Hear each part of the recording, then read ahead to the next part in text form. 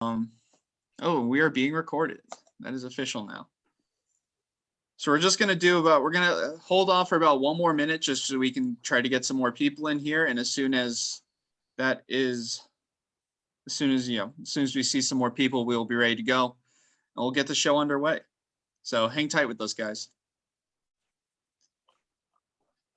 So we wait for the next group.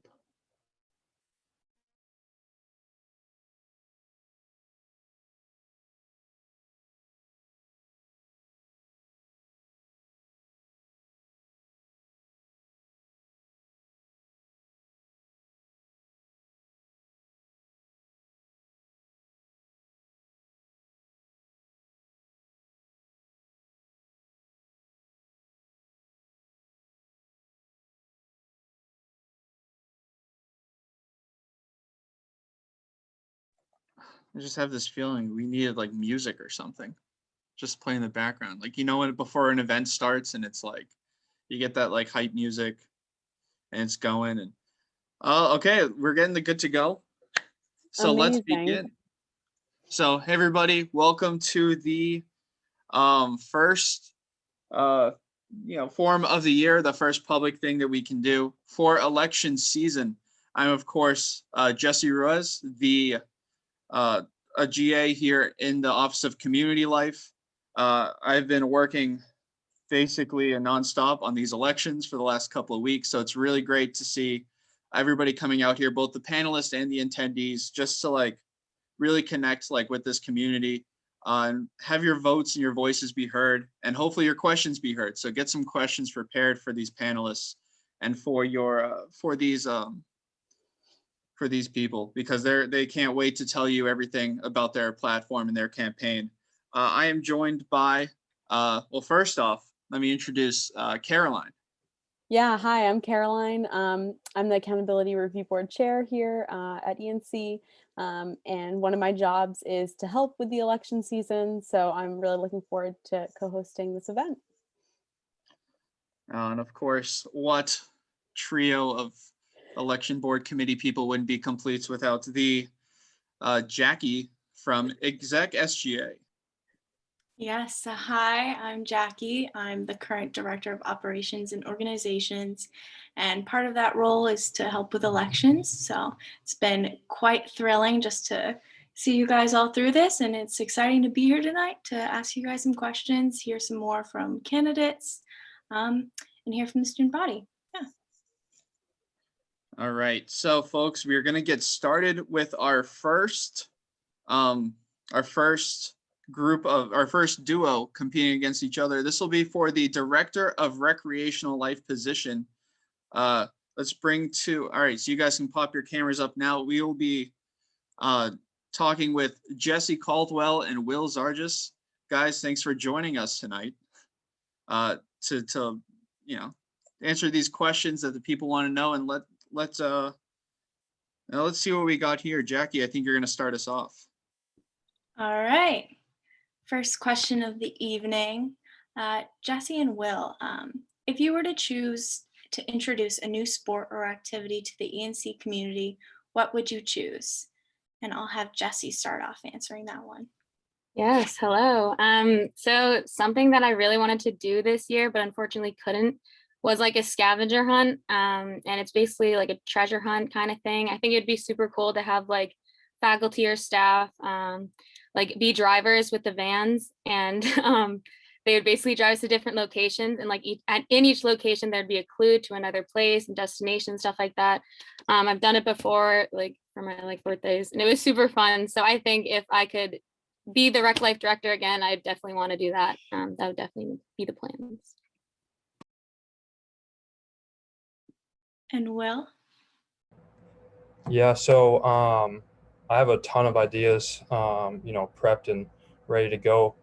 I think one of the biggest things would be introducing kickball for an intramural sport. But I also want to introduce more like tournament or one-day event, that type of things.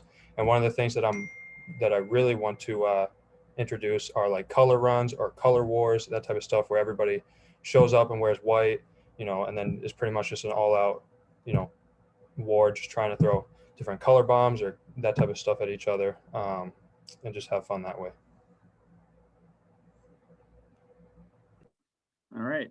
Awesome. So now we're going to go to our second prepared question for you guys. And Will, you're going to start us off here. The question is, with the director of Rec Life position expanding to more than just sports in the last few years, what are new ways you would reach members of the E&C community that aren't normally athletes or intramural participants? Yeah, so for me, I think that begins with like personal connections and personal relationships. You know, getting into the community. Obviously, as an athlete, I know a lot of athletes, but you know, there's a whole other side of the E&C student body that I plan on connecting with and talking with, and then getting their thoughts and ideas, and then making their thoughts and ideas come to life, and really attracting them as well as athletes, and creating an entire campus body event or intramural, or just bringing the entire campus body together. Nice. And the same question goes for you, Jesse. Yeah, so this year has actually taught me a ton about this position and how it's actually not just geared towards athletes and intramural participants and stuff like that. It's more about like bringing together everybody, kind of like what Will said. And I think there's a lot of different events that I can run. Like I actually just did sledding and that was super fun. It's not technically like an athletic event, but like it's still fun. Like we had a little cute competition, stuff like that. And yeah, I also want to do things like get people to come to the sporting events and the theater productions and stuff like that, like tailgates and like having little giveaways and stuff like that at these events, to get more participation from these people, and just like, yeah, have fun. Thank you guys for your answers. This next one is just for you, Jesse. So, reflecting upon your first year in this position, COVID has forced you to become creative in this role. How have those experiences prepared you to expand Rec Life for next year?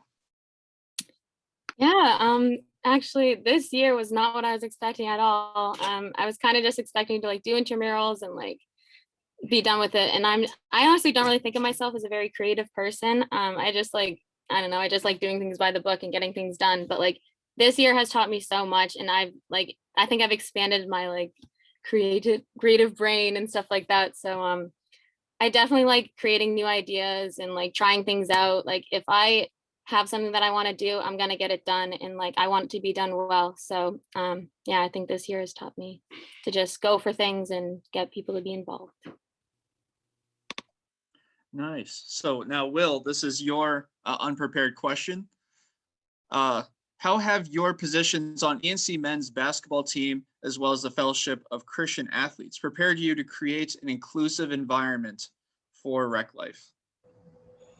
Yeah, that's a great question. So being on men's basketball and being in leadership positions through FCA and other organizations, both in high school and now at E&C, has provided me the opportunity to, you know, grow my leadership. And I think the biggest way that it has grown kind of relates to the last question I answered, is being able to build those connections with people, and getting to know them on a more personal level than just being teammates or just being, you know, the leader of FCA for a member or something like that.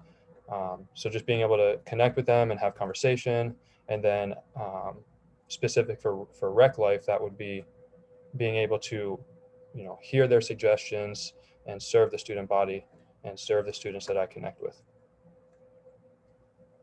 Awesome. So now we're going to be going to the question and answer portion from our audience. Caroline, I believe you have the first question. I do, yeah, but keep sending those questions in the chat. We love them. But the first question is from Carlos, and he would love to know, and I think we can give this question to both you guys and hear your answers from both. So we'll start with Jesse. So do you have any ideas to mix these events that you have in mind with the different cultures, Yeah. That's a good question. I think there's lots of ways that we can incorporate it through, whether through like music or like dancing or something like that. I know, I think Sharon did something in the fall with like dancing, and I think that's a great idea. I know people had a lot of fun. But if you have any ideas, Carlos, feel free to let me know. I'm happy to work with you on any of that, even this year. Awesome answer. And Will, you can take it away. Yeah, so like Jesse said, like that is a great question, and not to keep saying the same thing over and over, but that kind of goes back to my point of like connecting with students. ENC is one of my favorite things about ENC is how diverse it is, and so to neglect the many cultures we have represented would be kind of crazy to me as a member of the exec council. So that's just connecting with students on an individual level, but also working with other members of the exec council and other clubs and organizations on campus to provide a culture-rich environment. Well, great answers, you guys. I think this wraps up the Rec Life section for tonight, but thank you guys so much for answering. Yeah, thank you guys for those answers. Rec life was always a position very close to my heart. Always ran for, never got it, but it's such a great position that brings together so many different walks of life. It used to be just athletes, just intramurals, and I've been able to see it grow, and I can't wait to see it grow more with these two, whoever gets elected. But coming up next, we're going to be shifting focus here to the Director of Student Events position. So that'll be between Tori and Kimmy. Welcome. So our first question here is the prepared question. Dolan Parenti. So Kimmy, you're going to be starting it off with this one. What has been your favorite event you've ever attended at ENC? Yeah, so I think my favorite event was the Christmas party my freshman year. So that was last year, and it was when SGA was able to put it on. And I think my favorite part was just like seeing like so many different people there, and honestly having Jeff Kirksey read the night before Christmas, because it just like reminded me of like my childhood and like just Christmas Eve with my parents, and it was just really nice to see everyone there together experiencing the same thing. Oh, that's awesome. Tori, same question for you. That is a really great question. So I would have to say my favorite event I have attended at ENC would be Stuff It. Stuff It was the same concept as Build-A-Bear. Now, regardless of it being my own event last semester, I would say it was my favorite event because I saw how much students were enjoying the event and the smiles on their faces, making the stuffed animals alongside of their friends and making memories that will last them the rest of their lives. Great answers, you guys. Heading right along to the next question, we'll start with Kimmy again on this one. If elected, what are 2 events that you would like to see happen? One can be a previous event, but one must be a new event. So I've actually been looking into like a bunch of event ideas the past few weeks. And my first one, I think it'd be very cool to do like a food truck event and just get a bunch of different like local food trucks and park them in like around campus and just have students be able to like branch out, maybe try new foods that they've never tried before, that they don't know about, that are around school. And the second one that I was thinking about is an open mic night. So I feel like that could especially reach like the theater group on campus, as well as like other groups. And you could come with like original songs, like covers. You could come with like play, just like clips from like play that you could perform with your friends or by yourself. And I just feel like that would be a good way to get a lot of different students involved on campus that aren't typically involved in some events. I love those ideas. Those are awesome. Thank you so much for sharing. Tori, we'll give it to you. So events that I would like to see if I were elected again were to be off-campus events and events that have never been seen before. So for an example of an off-campus event, I was thinking maybe of a day trip where we take ENC students and go to an amusement park. And then they can spend some time off campus with their friends and make some memories.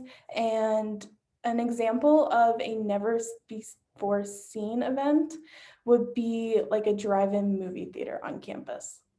So we could hang up a projection screen on the fence of the tennis court, and students could park in their cars with their friends and watch a movie from the big screen, just like they would if they would go to an ordinary drive-in movie theater. Well, I would attend all of those events. Those all sound great. So now we're going to alternate here. And Tori, you're going to get your unprepared question first. So your question is going to be, after a year of serving in this position through the challenges of COVID, what are your hopes for next year if reelected into this role? So planning events this past year was very challenging because of COVID. So a lot of events that would normally happen weren't able to happen. Obviously, my hopes are that restrictions lessen a little bit more than what they currently are, but they're what keep us safe. So to have an event with less restrictions would definitely open the horizon. So we could go to like a trampoline park and or even go to the aquarium, stuff like that. Being able to go off campus and not have to make sure it's an outside event, so there's more ventilation. Absolutely great answers. So Kimmy, for your unprepared question, we would love to know how your role as sophomore class director of student events may have prepared you for this role. Yeah, so I actually worked pretty closely with Ashley Prax last year as she was director of student events. And I've also been working with Tori this year, planning my events. And I feel like I've gotten a good feel about being prepared in time for your events, making sure like the events are reaching a big group of students on campus. And I've also been able to kind of not like publicize the events enough to and like talk it up to other people and make sure like I can get the attendance that like I'm looking for. And I feel like I've been able to just be able to have like different things within my events that would aim at different students that they would find fun and maybe not just be like repetitive of like every event that they've been to. So I definitely feel like my experience last year and this year, especially in my sophomore class events, has helped me prepare for this position. Awesome. We're gonna hand it over to our questions from the audience. Jackie? All right, feel free to send more in, but here's one again from Carlos. Thank you for asking so many questions. To Tori in particular, do you think these off-campus activities are realistic with COVID happening? With COVID, it is much more challenging to have off-campus events. The biggest thing is to have an off-campus event, you have to make sure that there's enough ventilation and that students are able to constantly wear their masks and social distance. So with COVID, it is harder, yes, but as many people, we're all hoping that it tends to subside by hopefully next year.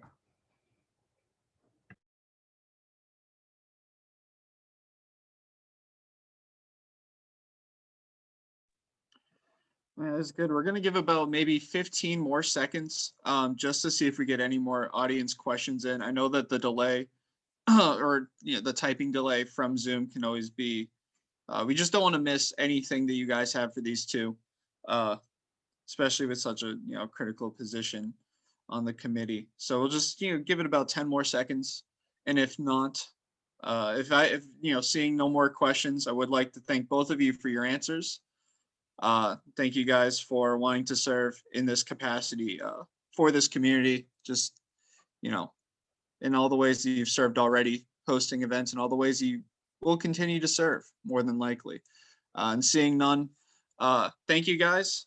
And we will be going to our next category of people, and that will be for the directors of publicity, Gianna and Corey. Yes. Oh my goodness. This is such a great role. I'm so excited to ask these questions. So starting right up we're going to start with Gianna today. And Gianna, for your prepared question, we would love to know,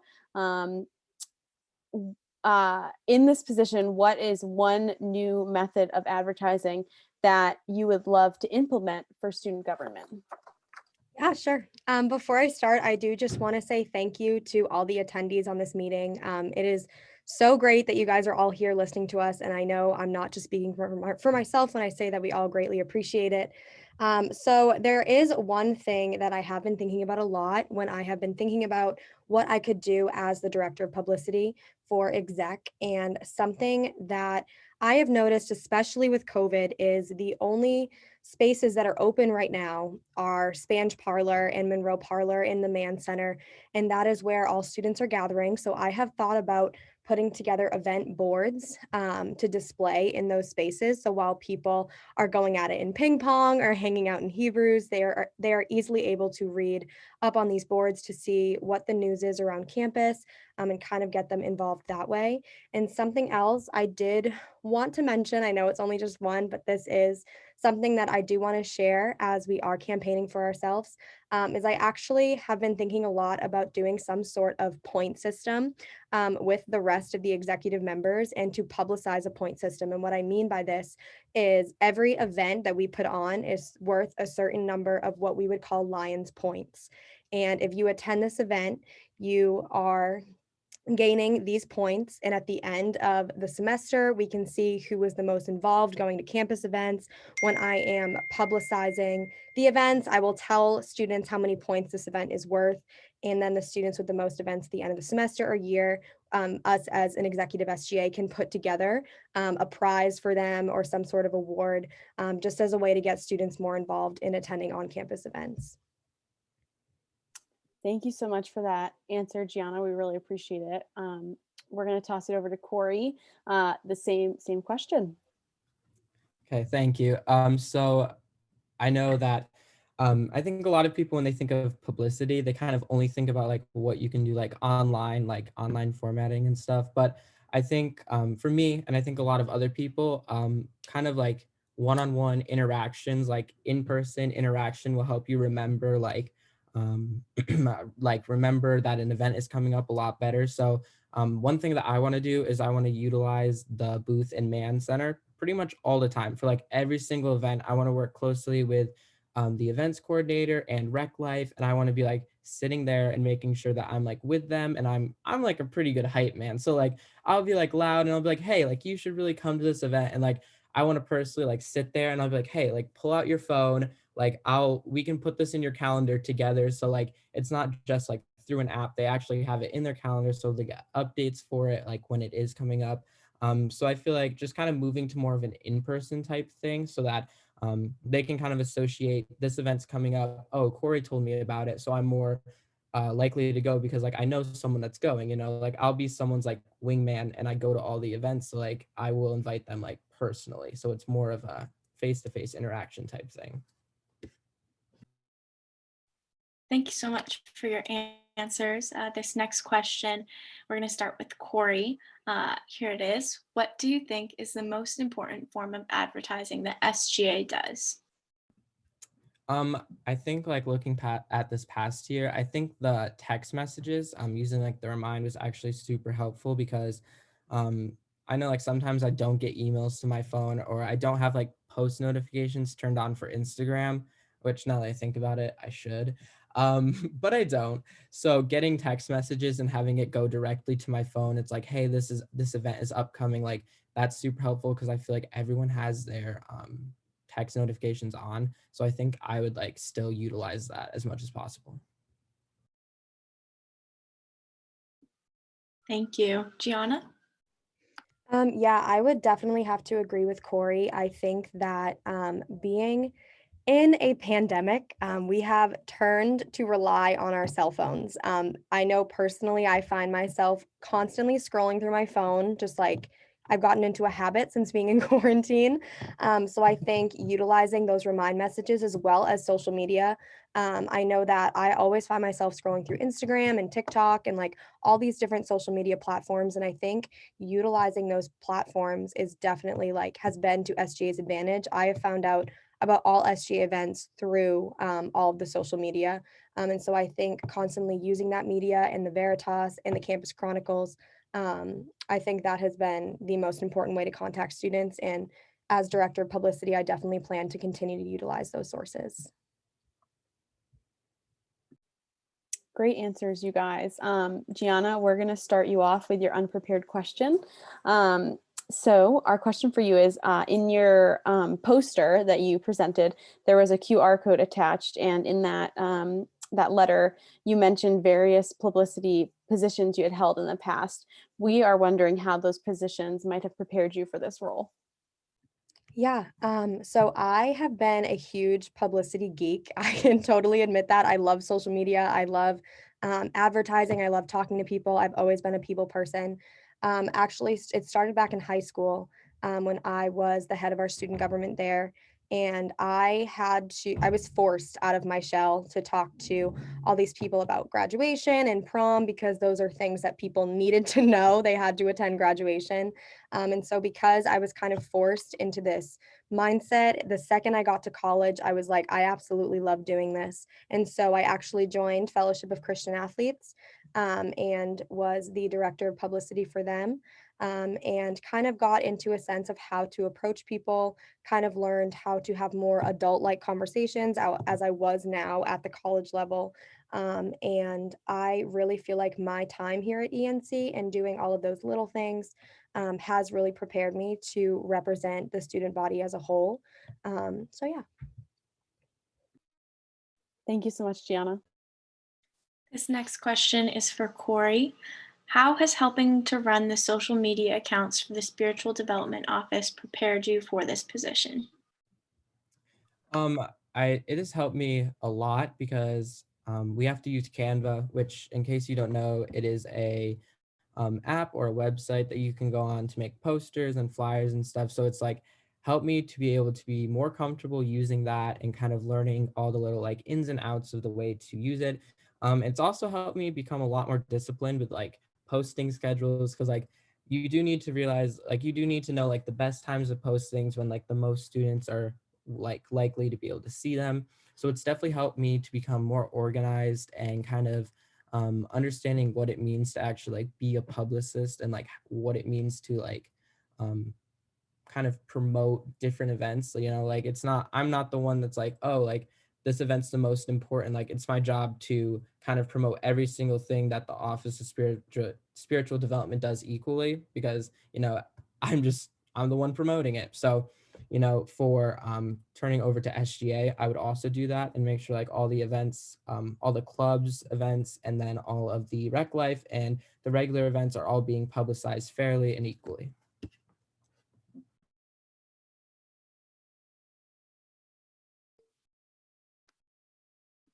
Thank you so much for your answer, Corey. Next, we're going to move on to questions from the audience. Jesse, do we have any?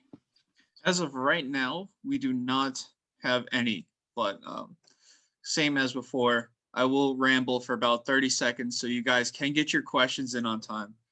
You know, we like to say every position is important, but none of you guys would know when anything is. Heck, maybe some of you wouldn't even know this meeting existed without the director of publicity. Of course, big shout out to Emily out there. Hopefully she's watching, but you know, it's such an important position. Just getting the word out on campus is, you know, for being a small campus is incredibly hard sometimes, and it's not an easy task. So it's great that you guys are thinking about. I love your ideas, by the way. Hopefully you guys steal each other's ideas later on, but this is great hearing from both of you. And I think that with that, I will say thank you for both of you, but we can move on to our next group of candidates. And this will be for the Director of Operations and Organizations. So this will be, let's see, Jesse and Hallie. Come on down. You're the next contestants on Zoom. That was not a, that was bad. I know that was bad, guys. I know that was really bad. But guys, thanks for joining us today. And I believe, yeah, I believe, Jackie, you have the first question. Yeah, here we go. A position very dear to my heart. I'm willing to relinquish it to one of you guys next year. We're going to start off with Jesse answering this one. What is one way for the director to promote new clubs or organizations on campus? Well, first off, you've done a great job, Jackie, this year. I can't go without giving you a shout out. I know it's really hard with all the COVID restrictions because a lot of people aren't super outgoing this year because of everything.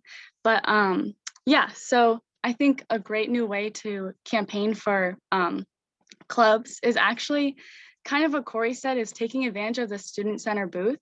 I guess like this whole week with campaigning, I've realized how many people like walk past that booth, and we should really be taking advantage of it. So I thought it'd be a cool idea to have like a spotlight each week on a different club, and they can have some of their participants or like whoever's ahead of the club to come and represent and tell people what it's about, and share their passions. Because I feel like a lot of the time I've had people be like saying, well, like what clubs do we have on campus? Like I don't really know a lot about it. And it's really hard like this semester, but I think a great way to help the clubs is taking advantage of presence. I know they struggle with utilizing that app, so maybe bringing it more to the spotlight and telling students more about how to get a hold of clubs. And yeah.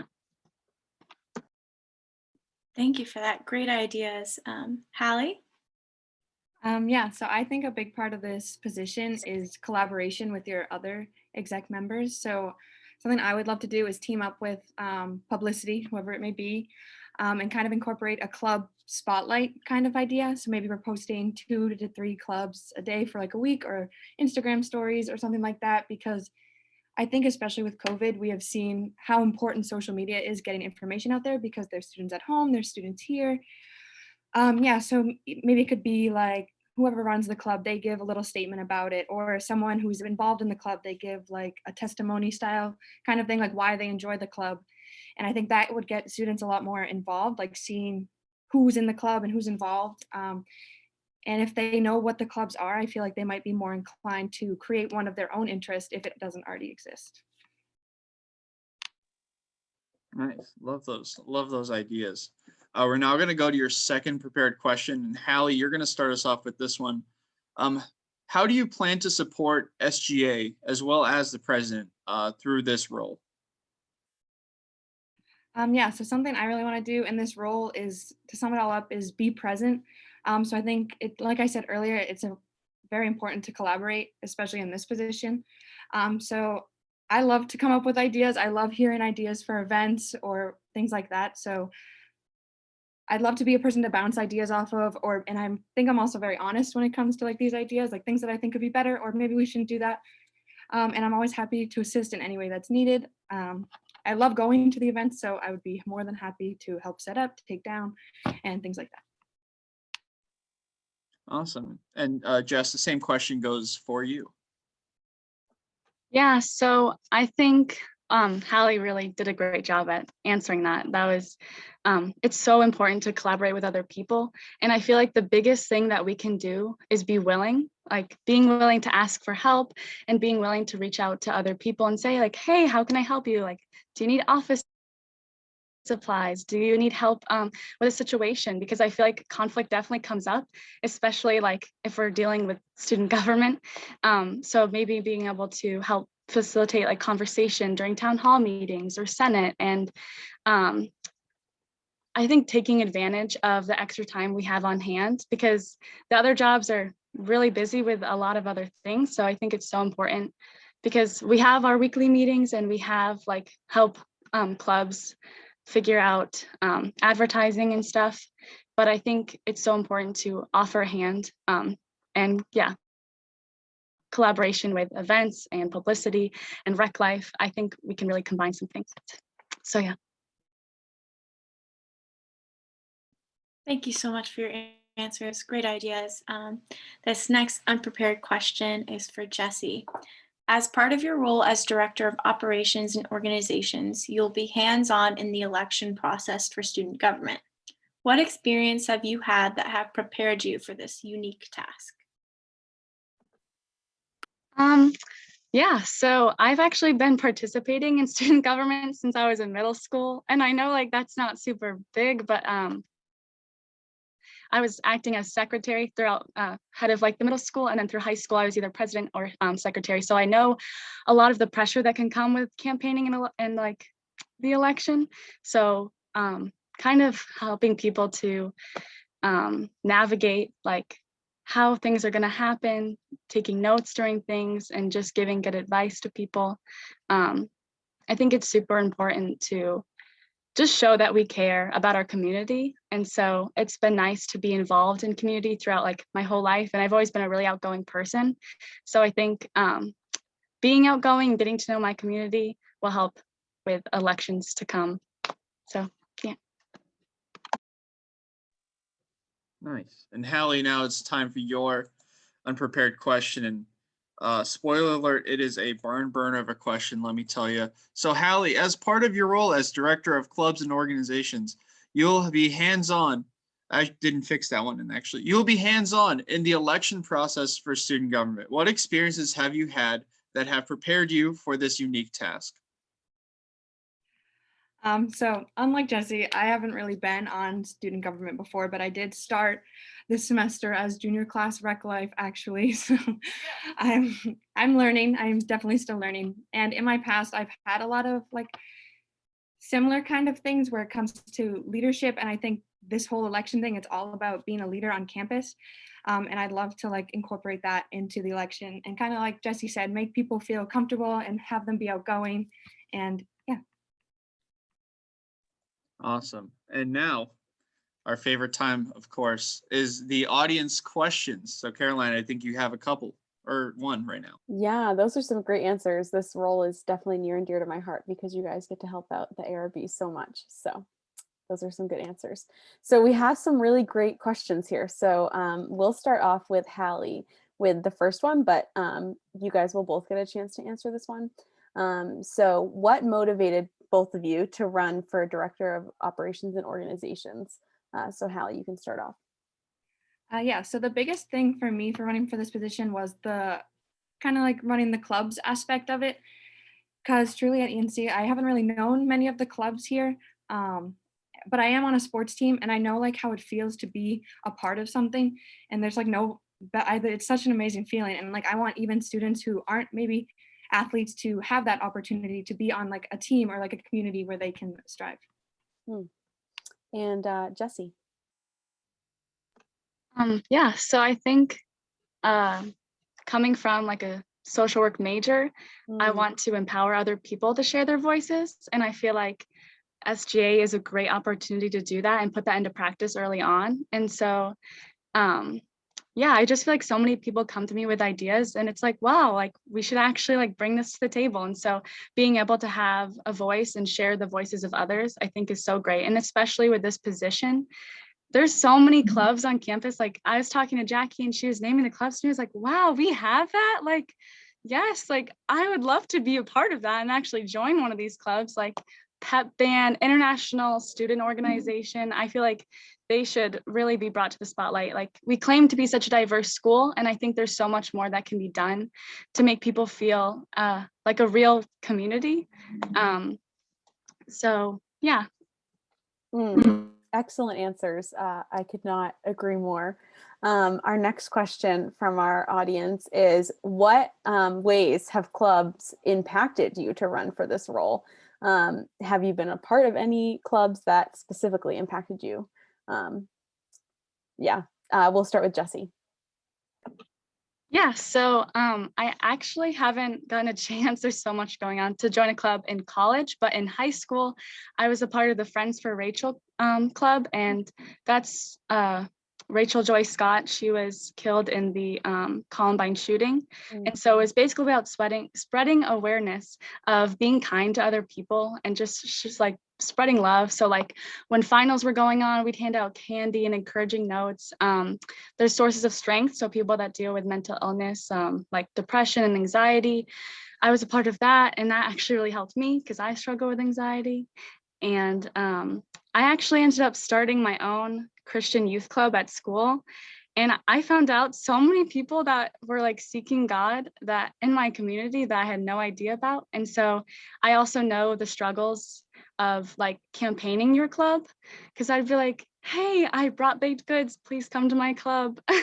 And I would try and spread the news. And so I think stepping into this role, I would have an opportunity to further campaign and collaborate with publicity and events to say, like, this is what our club's about, and this is why you might like it and share the same passions as we do. Great answer, Jessie. Hallie, do you need me to repeat the question or? Oh, no, I got it. Cool. So I personally have not really been involved in any clubs, but kind of like I said, I do know that feeling of community and togetherness within a group of people who have a common interest, a common goal. And that's something that I want everyone on this campus to have something. Like, I think it's good to have kind of like a family away from your family, not necessarily that it's your family, but people that you can relate to and have serious conversations you can do projects with, you can do events with, and just create that sense of togetherness. I really appreciate those answers. Jessie, do we have time for another question? Because you guys are. We do have time for one more. Okay, cool. We have an anxious audience for these two, so I really appreciate you guys being so willing. So our last question for these two will be, how would you support the "if we don't have it, start it" message to get people to start clubs? So it looks like people, they want to know how you would help people start their clubs. Sorry, Hallie can go first. Yeah, so I think I'm a very open-minded person, and I love hearing new ideas, kind of like I said earlier. Like, I love bouncing ideas off with people, hearing different perspectives. So yeah, I would love to start new clubs here at ENC if we don't have them already, you know. I do want to, like I said earlier, publicize the ones we have too, because like if we can build those up and make them, expand them, that would be great. But I would love to start a bunch of new ones if there are more interests on this campus that want to be explored and put into action. So. Oh, awesome. And Jessie? I think kind of going off of what I said about starting my own club and knowing the struggles with that, I can definitely empathize with everyone wanting to start a club. Not everyone, but I mean, people wanting to start their own club. And so I think it'd be great if they could just come to someone they know on SGA and reach out and, hey, like, I want to do this. And I'm definitely a super outgoing person, and I will stop like whatever I'm doing and just be there to support you. And so if someone wants to start a club, they can come to me, or if Hallie gets at Hallie, and we can definitely see what we can do and bring that into the spotlight. And of course, collab with publicity, and they can post on social media. They can utilize the booth. And I also think it'd be a great idea to take advantage of the Presence app and show people what they have on there as well. Oh my goodness. Well, you two nailed it. You did so good. I really appreciate your willingness to answer all these questions. It was so good. And we look forward to seeing you soon.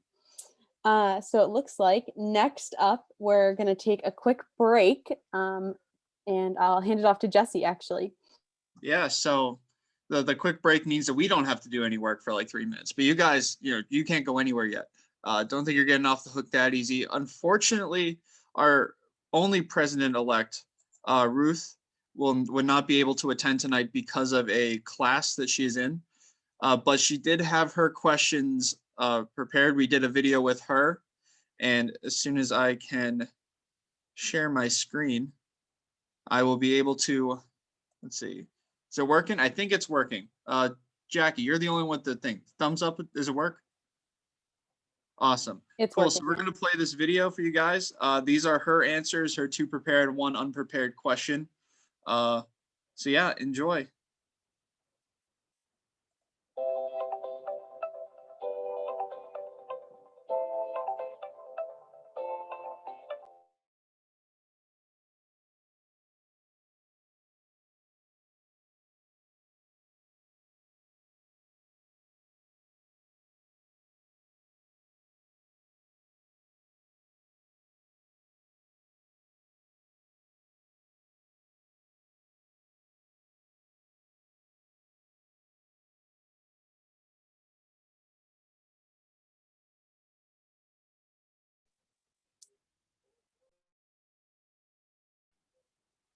Jesse, I think you need to keep yourself unmuted. All right, we have learned that. Cool. Thank you guys. That is my apologies. I thought I could do both. I will just stand really quietly and still. Hope that it doesn't mess up the video. So yeah, here we go. Let's try it again.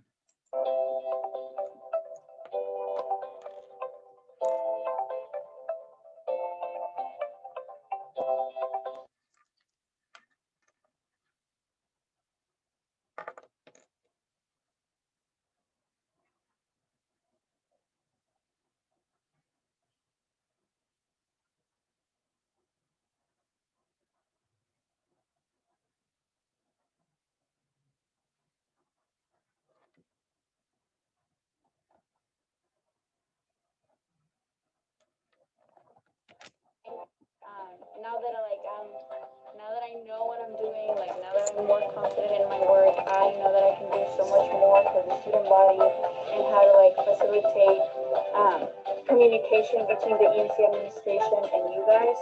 So yeah, I just want to do more for the students and improve their experience here.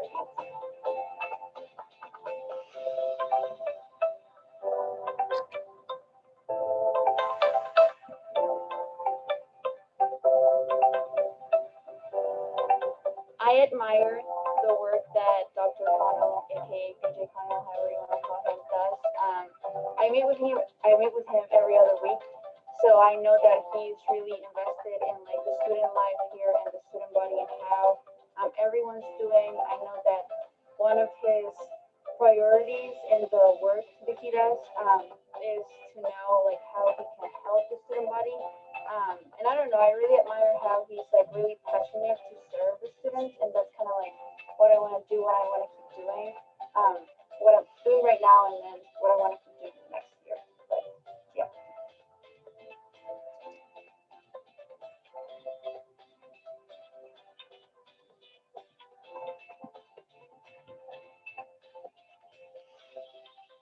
So like I mentioned before, I feel that I've learned a lot about myself and how to work with others this year. I know that like students are the reason why I keep doing what I do, and I feel that first of all, the Executive SGA team that's right now has helped me so much and has helped me prepare me for next year. Also, working closely with class councils has helped me know how to reach out to the student body like more as a whole.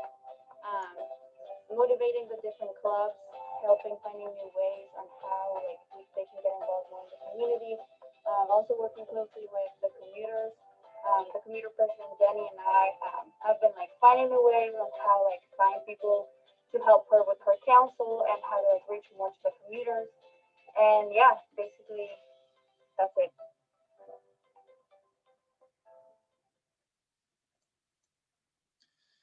All right. So that was Ruth. I apologize for all of the things. I tried plugging my earbuds in to see if I could like, not play through the speaker, but I guess the speaker was the only way it would work. Thank you for all the encouraging texts during that, just to make me feel a little bit better about myself. So with that, those are Ruth's answers. Unfortunately, she will not be here to field any questions that you have right now, but stop by anytime over at the SGA office here in the Mann Student Center and ask her literally anything. Just, ask all your questions there.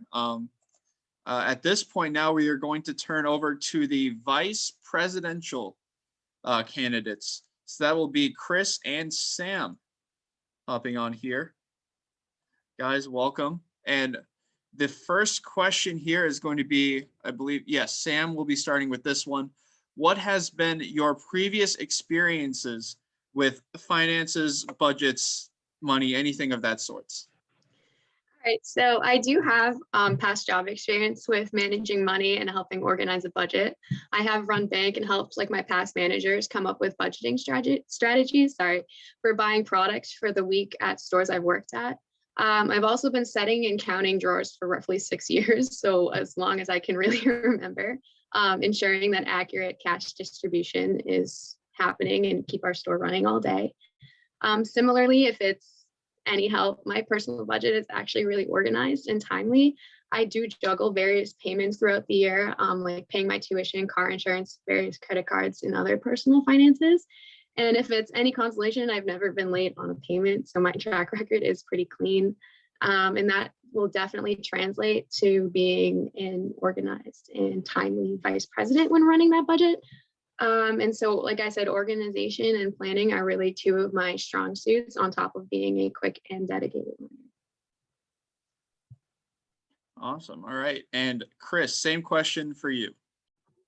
Yeah, so apart from trying to balance my own personal finances, which is an interesting thing, I've also was previously my high school class president for 2 years. And during that position, you know, I was in charge of making sure that our budget was in place and making sure we had enough finances for events like homecoming or proms. Project graduation was one of the things that we focused on. So during that time as high school class president, I definitely had to make sure that I was coherent in handling different money amounts and designating them to different council members that I had there to make sure that they were able to perform whatever duties they had to as being on the council with me. Oh, excellent answers, you guys. We're going to start off with Chris on this next prepared question. So Chris, the VP's job is not limited to finances, but most VPs have worked on some sort of special project, such as election policy or supporting student requests. What would be a special project you would like to take on during your time as vice president? So this definitely has to be my favorite question that I've been asked while being a vice president candidate. And one thing that I asked myself really was, okay, what can I bring to the table? What's something that I'm confident with that I can bring into my role as vice president? And I have to say it's conflict resolution and communication. So one thing that I saw lacking in our current executive SGA and in our kind of organization with student government is an HR or PR person, right? Human resources and public relations. So as VP, as one of my projects or as one of my side jobs, I guess you could say, is that I want to step into that place and be a person to come to when, whether it be one of my fellow council members have some kind of disagreement or just minor conflict with whether that be another council member, administration, club and organization. I would then take point on that. I mean, let's be real here.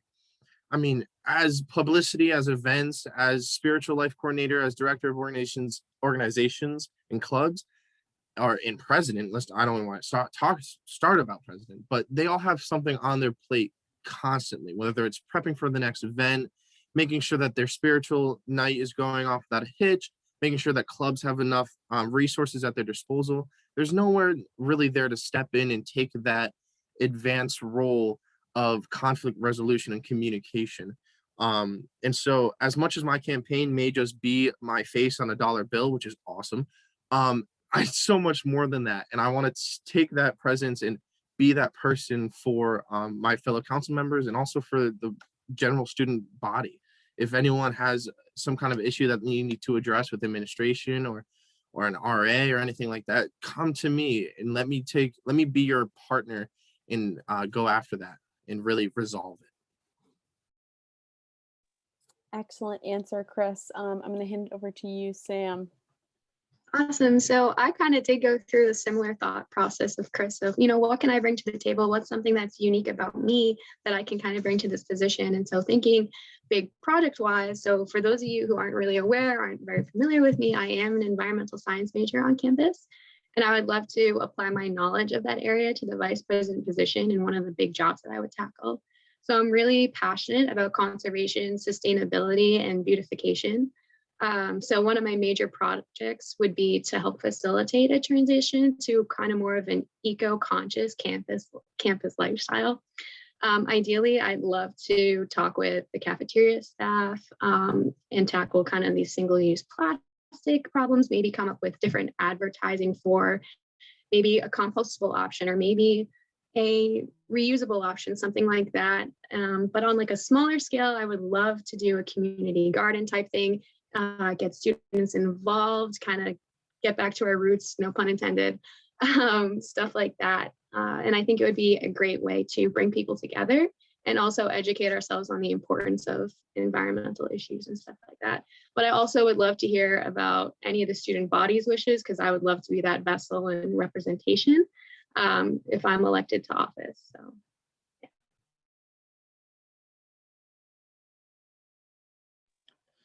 Awesome. We love to hear that.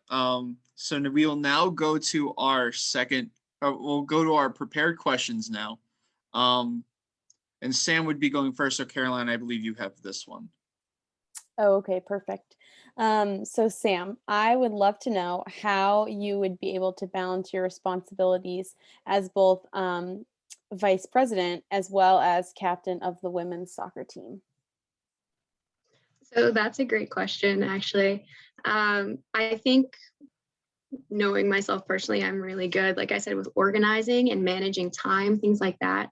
And I understand the responsibility that both positions carry. And I'm both incredibly passionate and very dedicated to both of those causes. So I have complete faith in myself that I would be able to not only maintain that leadership role as a captain and support my team and be there for my girls, but also translate that passion of ENC spirit from an athlete to the student body and help facilitate that same kind of relationship of representing them and making sure that everything stays organized in between the two things. So thank you so much. And Chris, this will be your unprepared question. So here we go. How do you think commuting this past year has impacted your relationship with the ENC community? And how would you apply these experiences to bridge the gap between residents and commuter students? Yes. So this has definitely been a different experience for me this semester, this year rather. Living on campus last year was such a blessing. It was a sad ending to it, of course, having to be sent home early. But this experience has given me such a better understanding of our commuter population on campus. It's surprisingly different. At first, like being close to campus, I got the blessing to be able to be close to campus. It was like, it's gonna be okay. I'll be there almost every day anyways. But it is truly a difference. I mean, one of my fellow commuters, Rachel, she also is very close to campus. We both kind of had the same path where me and her both lived on campus our first year, but now are off campus our second year. And the connection is hard to maintain at the same level. So I definitely want to take this knowledge that I've kind of perceived. I am moving back on campus next year with some of the COVID fears declining. So that's helpful. I will be on campus next year. I want to take that and apply it to our relationship with our commuter students and our on-campus students. I think way too often when we think, oh, commuter relationship, we think just commuters. Like we kind of just put the commuters in their own pod, but it's so much more than that. It's combining them, bringing the commuter life with the residents' life and making sure we're intermingling those two communities and really getting them to interact with each other. Yeah, awesome. Cool. So now we will be going to the question and answer segment. And Jackie, I believe we do have a good amount of questions here for these guys. Yes, we'll start off with this one from Carlos. So in terms of money on campus, do you have any idea of what should get more money or what should use more?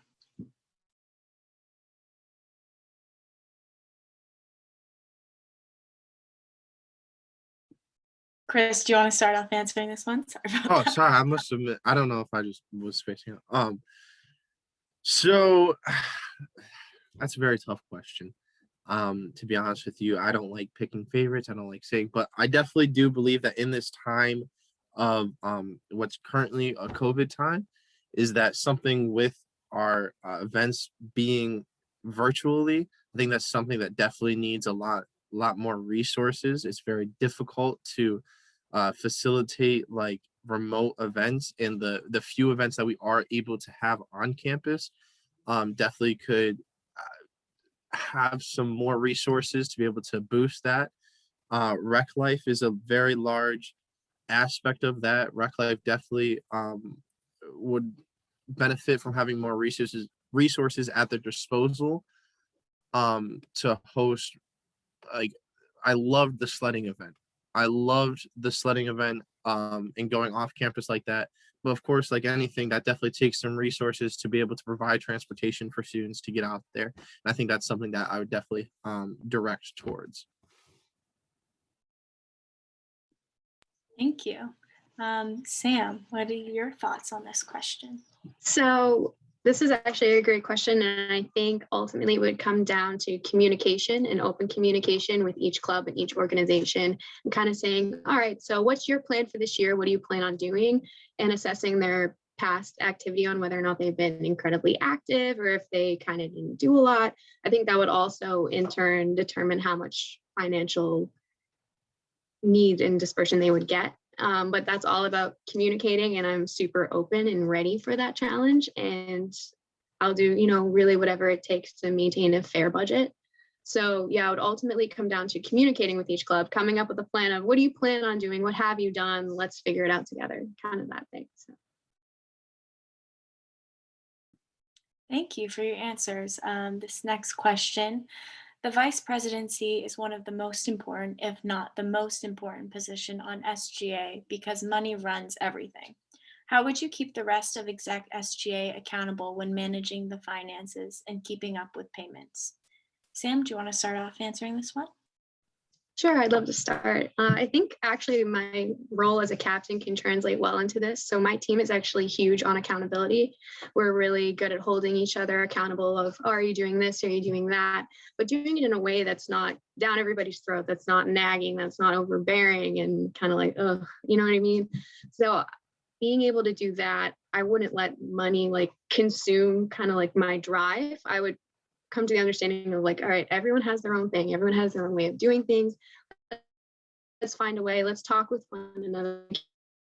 Okay, let's make sure that these relationships within us are facilitated so that the money can run fluidly, things like that. So like I said, and accountability. So definitely having that relationship with my team and being a leader there will translate to that question. Thank you. And Chris, same question for you. Yeah. The line of money runs everything is definitely a disheartening line, but it is partially fact of the matter in the world we live in currently. But I also believe, like Sam was talking about, of self-accountability. And as a group of 19, 20, 21, and 22-year-olds, I'm hopeful, but I definitely believe that we all know how to handle a budget and handle finances. I will be there, of course, to step in and talk to anybody about finances and help them figure out, okay, how much could they designate for this or designate for that. All in all, like I'm going to, if I were to be elected to vice president, there will be a folder in the office, the SG office, where clubs and organizations or different council members can drop their receipts. Because I know that I'm forgetful, and if you hand it to me, I'll probably put it in the back of my pocket and then find it 2 weeks later when I do laundry. And B, I know that it's way too hard for someone to carry around a receipt for 2 days trying to find me. No, just pop it in that folder. I'll take care of it. If there's any questions, I'll come talk to you. I mean, we're all grown adults here. We know how to handle money. We can have a conversation and figure out what's needs to be done, what's taking place, and go from there together. Thank you guys for your answers. This next one, do you think that's you would be able to prepare something to raise more money for the campus events? Sam, would you like to start off answering this one? Sure. I have complete faith that I would definitely be able to come up with something. And I think the way that I would be doing that would be to reach out to the community and kind of be like, all right, what do you guys want to do? What's something that'd be fun to you? Whether it be, the classic, car wash, bake sale, stuff like that, or even communicating with like rec life and organizations and kind of being like, what are you guys' ideas? Kind of bouncing ideas across and off of one another. Because I am only one person and I want to do my best to represent everybody in the community the best way that I can. Like, they say it takes a village, and I am more than willing to lead the village, but I can't necessarily do it on my own. So I would definitely love to hear back from the student body on any ideas that they would like, and my fellow council members if I were elected also. Awesome, thank you. And Chris? Yeah, Carlos out there with a ton of really good questions today. Thanks, man. So yeah, there's definitely a ton of fundraisers ideas out there. We could do walkathons, serve-a-thons. I know the volleyball team did that last year. Like Sam mentioned, other classics like the bake sale or the car washes, which are difficult in these COVID times to do like a bake sale, but we'll definitely be able to find some way to overcome that challenge. I know that's definitely a big concern. Absolutely, like Sam was saying though, reaching out to other people on campus, other council members, clubs and organizations, just what can we all do together to provide these funds and resources for different campus events? Thank you so much for your answers. It's definitely an important role, and that's why there's so many questions. I believe we're going to have a couple more. This next one is, how do you plan to support Ruth, the SGA president? Sam, would you like to start? All right, so kind of like the whole mantra of what I'm saying and been talking about is communication. I'm more than willing to take on anything necessary to help Ruth in any way that I can, whether it be helping her with a project, whether it be getting her a coffee, like whatever she needs, I'm more than willing to be that person in whatever way that I can to help make her job as the president much easier, because I'm all about taking things on and helping in whatever way that I can, no matter what it takes. So I'd have to communicate a lot with her on that if I were elected. Thank you. And Chris? Yeah, so this definitely comes back to what I previously talked about, being that HR PR person. Ruth as president is definitely approached a lot with questions concerning like different conflict resolutions or issues on campus. And I would want to field some of those. As president, very often she's looked up to as the one who's to handle those issues, while in reality she, as much as she can and she's fully capable of, she has a lot of outside meetings and events to attend as student body president. So I'd definitely be wanting to be that person to take point on any of those communication errors, and I'm definitely there to have those difficult or taboo conversations and address anything that she needs to throw off or that has to be dealt with.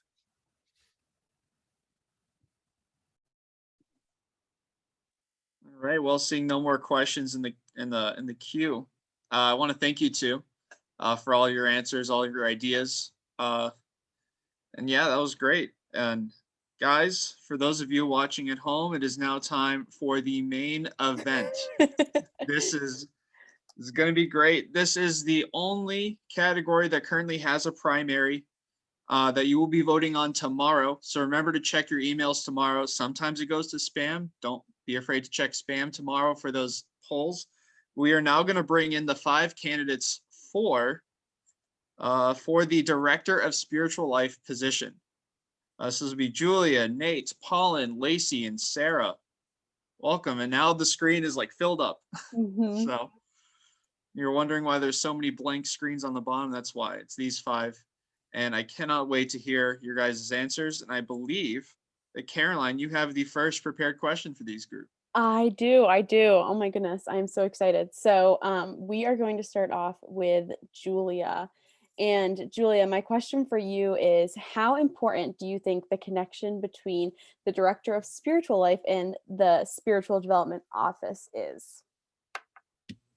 Right. So this past year, I've already been working with the Office of Spiritual Development as the Director of Spiritual Life. That includes attending meetings every week to talk about chapel, and then beyond chapel, just spiritual life in general.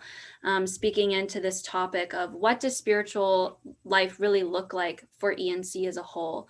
I think this position is very unique in the fact that it's one of the few positions where we're partnered with a major group on campus besides just SGA. I'm given the opportunity to speak not just as a representative of SGA, but also as a representative of students. And I think it's so important to be in good communication with the Office of Spiritual Development in terms of planning events and working together. I think that we are able to be a resource to each other. They're a resource for me just as much as I'm a resource for them, and I seek to help them in every way, shape, and form. They just did these social justice videos as we step into Social Justice Week, so I helped out with those and I was interviewed for those. And then on top of that, I'm planning more social justice events in the future, and I plan on relying on them for that. So just being able to work with them and partner them because we both have the same goal in mind.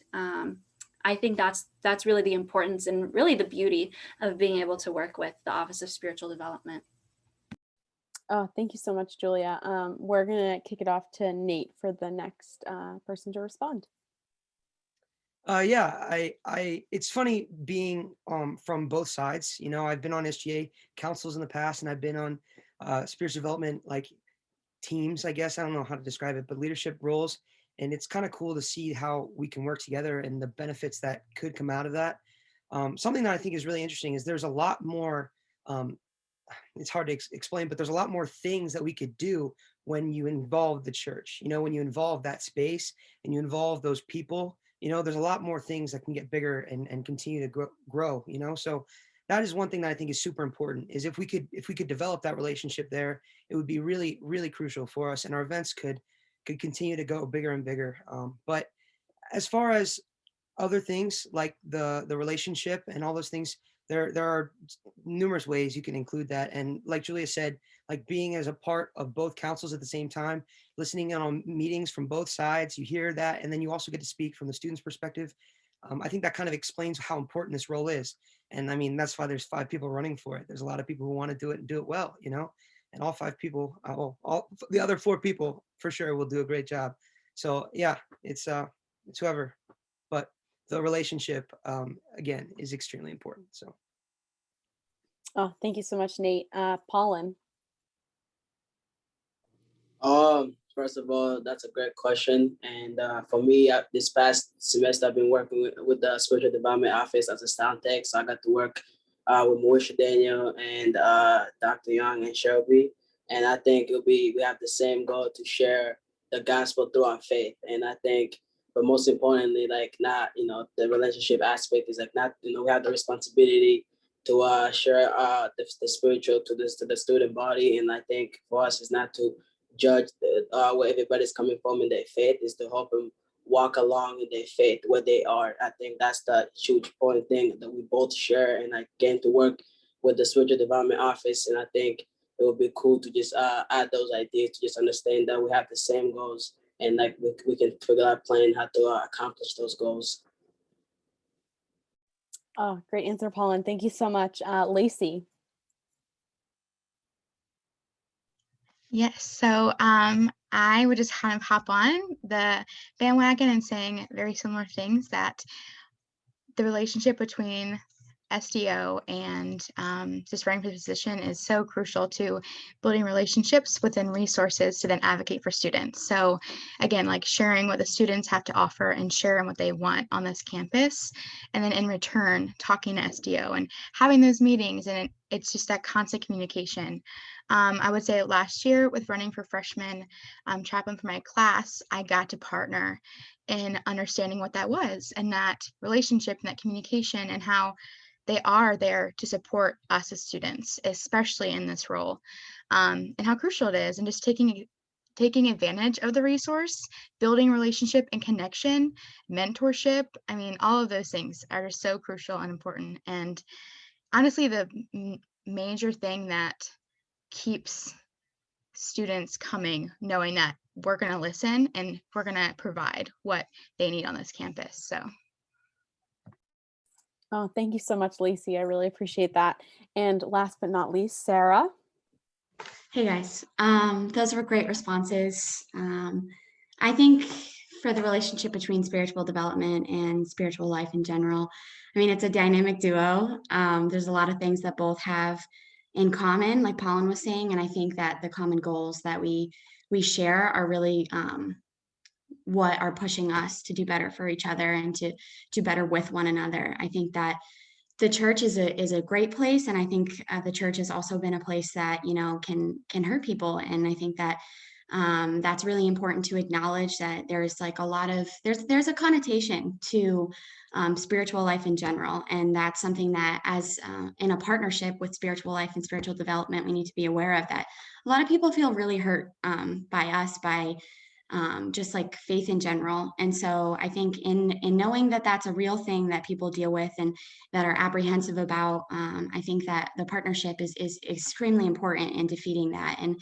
getting people to understand that, like, we're here for you, we're not here for anything else. And that, you know, the most important thing that we're preaching here is like love and acceptance. And if you don't feel accepted, if you don't feel loved, then, you know what, let's get through that together. And I think partnership is like the number one thing in that, and not just partnership with spiritual development, but also partnership with our students, and partnership with our clubs, and partnership with people who think differently, look differently, and have different opinions than us, which is totally okay. So I couldn't agree more. I'm going to pass it on to Jackie for our next prepared question. Yes, and we're going to go backwards this time. So Sarah, we're going to start with you. Since service projects are used to serve our ENC community, what is one area on campus where you would love to lead a service project? I think something that I'd be really excited about to lead a service project in is specifically partnering with other groups on campus. I think that the best way that someone can fulfill a role like this is to just be the networker, because there are people with really great ideas already. And I think that in order to like facilitate some like great like partnerships and some great events and some great things like that, is to just tap into those people that already are there and are already passionate about what they're working in. And I think another thing that's important is just like partnering specifically with the athletic department. One thing that I thought would have been really cool for next year is just being able to have like certain sports teams have like a month, and it's like, for example, I mean, I'm on the women's soccer team, so say the women's soccer team has like the month of like September, and like the month of September there's like scheduled service events that our soccer team could do on like a Saturday or a Sunday or whatever day works best, with in partnership with coaches and in partnership with the team members, where we have like not necessarily like competition, but like every single sports team can represent a month of service. And so for that month they have like specific events that they would be doing, with working with their schedules, because being an athlete is very busy. But I think that's one way to bridge the departments. And I think that a lot of times the athletic department in general kind of gets a little bit left out. And I think athletes feel sometimes a little bit like there's a gap between the two departments. So yeah, that's something I'd be really excited about. Thank you. Next, Lacey. Yes, kind of, again, oops, sorry, my voice cracked. Going off what Sarah said, like, again, amazing things and amazing points that are seen and know we need to do better. I kind of want to jump in on so many students on this campus want to be involved, but have this, they don't feel comfortable yet coming up and coming forward, or feeling like they even have a place to do so, and advocating for all students, like even with small groups. For example, like we provide them for everyone, but some students need a personal invitation because they don't feel like they even have a place yet, or just, and there's a lot of barriers in moments. So I think noticing and advocating for that, just for individual students, as well as, again, like a service project, my biggest thing I think this year, noticing the need for freshman mentorship. These students coming in moments like my freshman year, I felt like I flourished and grew so much from people who poured into me. But with COVID, it's very different. And a lot of these students haven't experienced that. And I think in moments looking back, not all freshmen do. So having a mentorship program, and if that's through sports, if that's through just smaller clubs, that we're reaching out to these freshman students, or even new commuter students or new students in general to ENC, encouraging them to get involved and also just check in. And if that's spiritual, supportive, emotional, whatever that needs to be, I think that's one of the biggest things, because this community is built on relationship and we were created for relationship. So we need that relational community. And I think that's just so important to notice. Thank you, Lacey. Next, Paulin.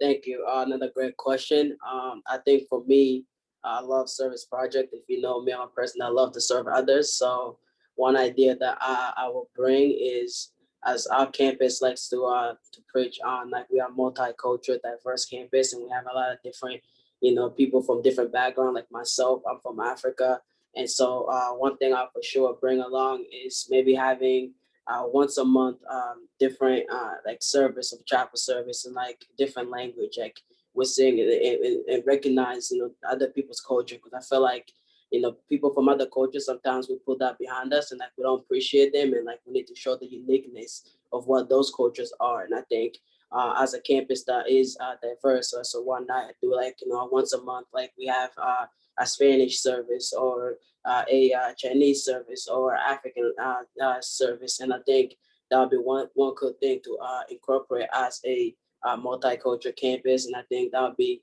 one way we can see being served and seeing the uniqueness of every person's culture be represented here at ANC. And I think that would be one way that I can bring on the table to just offer that, and it's so just serving other students, showing them that, hey, here's my culture, and I want you to be a part of my culture.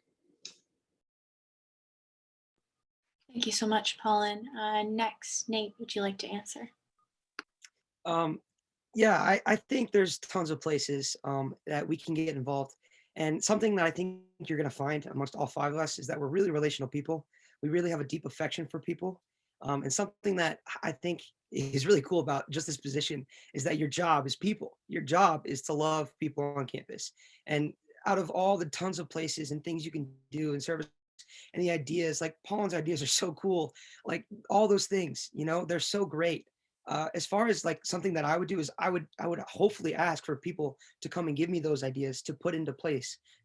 I'm not someone that's going to know all of that stuff, but I'm someone that's really wants to be there to listen to them and kind of put those into action for them if I'm in that position. But something that I know Julia totally tried to bring it back this year because of COVID. It really couldn't happen. But the sandwich ministry, if you know anything about it, it's this really cool ministry. And it's something that I went like 3 or 4 times as a freshman, and then it kind of like stifled out. And I was really bummed about it, because it's one of those really cool experiences where you get to go into Boston and fellowship and show Christ to people who are really down on their luck, and giving people sandwiches is this dumb act. Like there's nothing really involved, but the part of it that's really important to me is the relational piece. You get to hear these people's stories and talk to them and just kind of fellowship with these people and give them a little bit of joy and hope, hopefully, in their days, and that's why sandwich ministry is one of those things that I'd love to be able to bring back. But I'm more than open to the opportunities that Paul came up with and all those things. Those are so cool, and just props to you, dog. That was great. Thank you, Nate. And again, last but not least, Julia. Yeah, so hard to say what hasn't already been said. I mean, when we got this prepared question, I spent forever trying to think about it and think over areas of need that I've seen on campus. I thought of a lot, but the one that really touched me the most was things that involve the facilities here and res life. In my freshman year and sort of my sophomore year, a lot of our service events and like outreach programs for the campus involved helping out with grounds, planting trees with our own hands, or, helping organize trash and, things like that. I feel like those sorts of hands-on service events help bring meaning to what we're doing. It helps instill this idea that, the work that you put into a campus reflects how much you care about that campus. And if we're encouraging people to, be a part of this community, it's important for them to also be working for this community through service and through acts of service. One of my ideas, for instance, was helping with cleaning facilities. I'm not sure if you guys have noticed, especially during COVID, but our cleaning staff has super stepped up. I feel like they're here all the time, and I feel like they never get a break.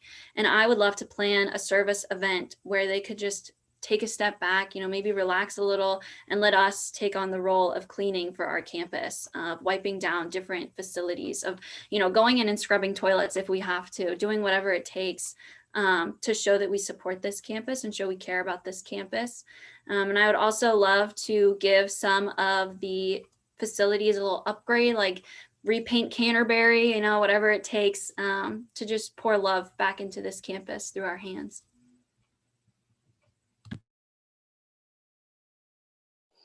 Oh my goodness, really phenomenal answers, you guys. Love to hear it. So we're gonna kind of mix up the order here for the unprepared questions. So I'm gonna start with Pollen, if that's okay. So Pollen, I would love to know how your involvement in chapel and that area shaped your desire for this role. The involvement with chapel has helped me to be prepared for this role, because I'm a person that loves to just talk to people, and I love having relationship with people, and just getting to talk to people has just helped me to learn different aspects of myself. And I think being able to do sound tech and like being able to run late night and like being able to just like say somebody, hey, thanks for coming. Like, that's just, it goes a long way to show somebody that, you're not in this alone. And I think by me being elected, it would show me like I can have more responsibility to just talk to our people, to our campus. And I think just that is so, just being able to just communicate with people has led me to feel comfortable and confident that I can run for this position. Thank you, Pollen. You got a little shout out as the late night DJ. So that's pretty cool. Yes, thank you. This next question will be for Lacey. As you are aware, RAs often wear many hats when it comes to the position. How will you incorporate what you learned as an RA into this role? Yes, which I absolutely loved being an RA. It also, like any position, comes with its challenges and also its joys.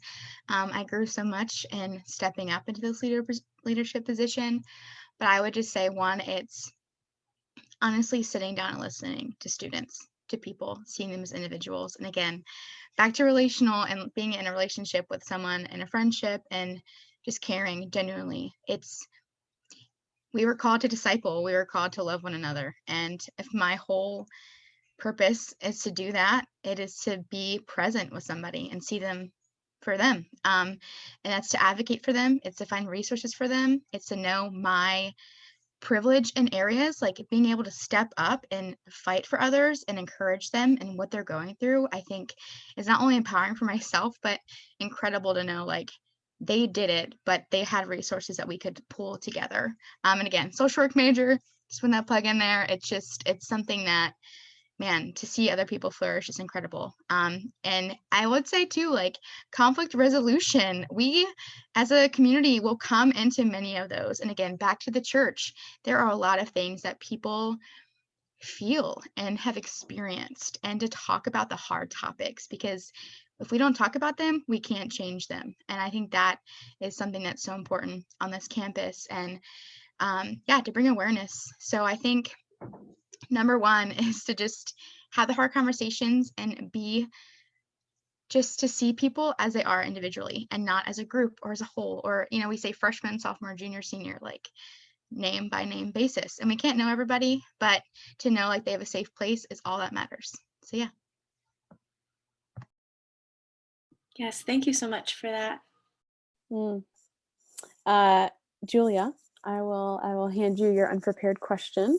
So I would love to know, what are some ways you would love to expand the reach of spiritual life if elected for a second year? Oh, wow. Okay. Yeah, so the reach of spiritual life, I think a lot of times it is limited to, in students' perspectives, it is limited to just worship night events, just seeing like those kinds of events, or just working with chapel. I've already started, trying to lay down foundation. I think my first semester here, I mean, I wasn't even on campus. Just trying to figure out like how to do this role, what is needed for this job. A lot of the first few months being on SGA is figuring out what you're doing. And now I feel like I can step into and like reach out to other areas. So, I don't want to like jump ahead and answer the questions that are waiting in the poll, but this does touch on some of them. I'm planning on reaching to other religions. I'm planning a Seder meal event during Passover at the end of March. I'm planning on doing more social justice events where we sit at the booth and educate students on a social justice topic, and then also educate them on the church's response to that topic. I think that partnering with different clubs and organizations in terms of those outreach and like social justice things, I've already reached out to the BSU. I would also love to reach out to the SEJ club with Mark Lima on, social environmental change. All those forms of justice, all those forms of involvement, I think are another way that we can branch out. I really think that spiritual life is something that can resonate with everyone in a different way if we just provide those ways to them. So I'm very open to hearing from students and hearing their ideas. A lot of the ideas I've come up with have just been stuff that I've seen or heard people talking about. I take, all the stuff that I hear and everything that we saw in our survey last semester, I take them all very seriously. So those are just a few of the ways I've been thinking of branching out, but yeah. Thank you so much, Julia. This next question is for Nate. Over the past year, you've played a big role in spiritual life events on campus. How has this work prepared you for this position? Yeah. Before I answer that, I clear the air totally. Like this last semester, working with Julia, like doing the events that she needed somebody to be on campus for, was one of the coolest things I could have been a part of. Like, huge shout out to Julia to just be like, hey, can you help me with this? And I was able to. That was a great like opportunity, and I loved it. I don't know, as far as being a big part of spiritual events, I definitely would love to have that like title. I don't know the people to think that, but I don't know. I think it's really great to have that opportunity to do what I got to do, which is like Julia was saying, with the worship events, and then maybe some spiritual life, like prayers or anything that you can do as far as like spiritual life on campus, like having conversations that aren't really comfortable. Those are hard conversations. I really take pride in doing those. But the opportunity that I got last semester to just kind of be the guy on campus for Julia, just kind of helping her out and doing whatever she needed me to do, was something that really prepared me to do hopefully what the role is. And that being said, like just setting things in place, connecting, networking, exactly what Sarah, honestly, it's what everybody's been saying. It's that job, it's being there, listening, responding, acting, it's all those things. And one of the cool things about, like I said, being able to help was that students like got to do these events, even though unfortunately Julia couldn't be on campus. Like, she really, really, really worked hard to do what she did. And then I was just able to be along for the ride and see like the cool things that the students got to be a part of, and it was just really cool. But I don't know. I think it's funny that you said like big part. I don't know if I feel like I'm a big part, but I definitely love being a part of them. But yeah, I hope that answered the question. I'm not quite sure, but. Yes, you did answer the question. Thank you so much. Oh my goodness. And leaving our last person to Sarah for your unprepared question. As a lot of us know, you have played so many roles on this campus, some amazing ones. We would love to know how these roles have prepared you for potentially this role. Good question. You guys are all doing great, by the way. I'm really enjoying listening to you guys answer your questions. I think that it's been helpful because the groups that I've been able to like be a part of, like being able to just like sit with people and like hear them has been really good. And I think that I was really apprehensive about even like applying for this position because I'm like, I don't even like, there's a lot of people that I know could be better than me and are more spiritual than me. But I also know a lot of really awesome people from the places that I've been able to serve that need a place, like to feel like they can be heard and to feel like they can participate. And I hope to like offer that to people. I mean, I don't really know how it works as for like having a council, but I hope to have a people that like can really be people that I can learn from, and who can give me ideas to incorporate. And I think being able to like be an RA and be in the athletic department and be affiliated with chapel in some way, like that gives me a lot of pull with other groups on campus that like I can hopefully allow to like bridge into this role, because I think that they need to be heard and they need to be seen. And that's something that I think I'm excited for, and having those experiences with people is to just be able to help be a bridge and to kind of take a back seat, because I know that there are a lot of people who could do a better job than I can, and I'm totally okay with that. Great response. Thank you so much. So I think we're gonna hand it over to Jesse for our amazing questions from the audience. We have some good ones, it looks like. Yeah, we really do. Y'all are really crushing it out here.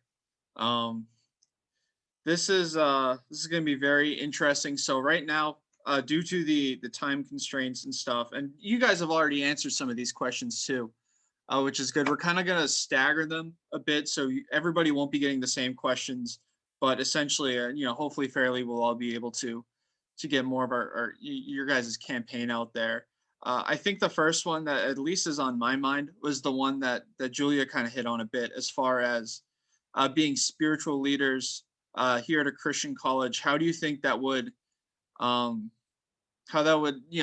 other religions in the spiritual development and the activities?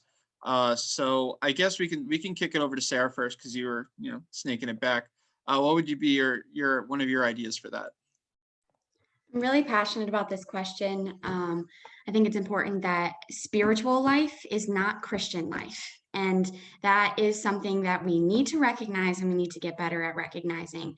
Interfaith work is some of the awesome, like the coolest stuff that I've ever been able to be a part of. And like, there needs to be way bigger of an effort on that end to include all different religions. Like in the similarities that we have between one another and the differences, we need to bring light to those, and we can worship together. There's no reason why we can't. There's no reason why we can't. And I think, honestly, like, again, like, it's not my area of expertise. So I would love to make other people step up and like have other people lead events, and have other people who are in like identifying as different religions be able to like have a place where they can be funded, and where they can put on events, and where they can have a space where they can worship, where they can work and interfaith like work with other people. And yeah, that is something that I'm extremely passionate about, and I'm happy that the question was asked, because it is something that needs to change, and it needs to be better. The things that we can do when we work together are amazing, and the relationships that we can build, and the ways that we can grow with God in our own faith, no matter what they are special, important, and need to be better facilitated, I think. And yeah, I think I'm gonna stop there. That's great. Nate, same question goes for you. I mean, Sarah hit it on the head. It's coming from a faith background in Christianity, it's a hard conversation to kind of wrap your mind about and make that transition. But something that's really cool about our class is that we're allowed to be in this religion department, that both Sarah, Paul, and Julia and Lacey's definitely had classes with us in this department, that we're really fortunate about. Is we have Julian Tigerstrand. She's this incredible professor who teaches us all these cool things that we have to learn. And missions work isn't just, here's God and here's what you need to know, and this you have to know. It's way more than that. It's about love. It's about being with and doing with. And if we're not willing to accept others and love on others and show them that it doesn't matter what you're doing, but it's so important to you, so I want to be a part of it with you in a way that is comfortable for both of us, yet still lifting you up and giving you a way to do what you want to do. You know, it's hard to say something different than what Sarah just said, because it's exactly what I believe. So I'll just leave you with that. I ditto, you know, retweet. I don't know. It's exactly what she just said. It was great. Yes, we love a good retweet. And because Julia and Paulin also already gave sort of a good answer within their last answer, Lacey, I'll ask you this question and we'll move on to the next one. So yeah, same question goes for you. Yeah, I mean, one, they answered something that I also am very passionate and believe that it is vital to this community. But not only, if we look at ENC, our community is not, majority of our community is not Christian. We are a diverse campus with so many people who come from other backgrounds. And I think if we want to encourage people and love them in this community campus, we can't ignore where they come from and what they celebrate. And again, like, even if we're trying to, like, I'm a Christian, but if I'm trying to show the love of Jesus, it is not to knock down somebody else's. It is to learn about them, to encourage what they want to share in their own culture and their own religion. And I think that is discipleship in itself. You're building relationship and loving people, not to try and change them, but to listen and gain knowledge and learn from them. And I think, not even I think, that is exactly what this campus is about. So going off what they said, and I like I don't even have anything other to say than just encouraging that, and you know, having more opportunities for students to share about their culture and their religion. And with Chapel, we already have a good amount of students who share all backgrounds, but encouraging that, and like in small groups, I think the biggest thing is making awareness to have people know small groups are for everybody and it's not just for one set thing. But it's encouraging that and letting students know and advocating for that to happen. Nice, love that. Love that from all you guys. So we're gonna go to the first question that was submitted to us from an anonymous attendee here. And Julia, we're gonna start this with you. The students on campus at ENC listen to SGA more than most of the faculty. Having that voice, how would you encourage more students to attend chapel and not simply take the fine? Right. So I do want to start off and just say that if I don't manage to answer all of these questions, the questions you guys have submitted, feel free to ask me them on your own time. But for this question, well, for starters, obviously, I encourage people to go to chapel. I did that even before I was director of spiritual life. I try to speak into chapel services that I think students would be interested in. So like if someone's like, I'm struggling with mental health, I'll be like, oh, they're doing a chapel service on that. It's on this date. So I do try to like stay in touch with the chapel schedule.